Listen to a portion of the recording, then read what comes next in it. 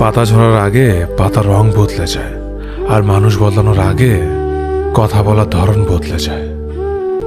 একবার ফ্যামিলি প্রবলেমে পড়ে দেখুন, দেখবেন দুনিয়ার কোনো কিছুই ভালো লাগবে না। সময়ের সাথে বোঝা যায় কে আপন, কে পর, কে বন্ধু, আর কে স্বার্থপর। বিশ্বাস আর ভালোবাসা এমন একটা জিনিস যেটার মর্যাদা সবাই দিতে পারে না।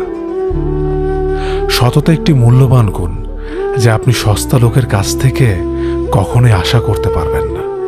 ছোটবেলা শিখেছে, তুমি কখনো ক্ষতি না করলে কেউ তোমার ক্ষতি করবে না।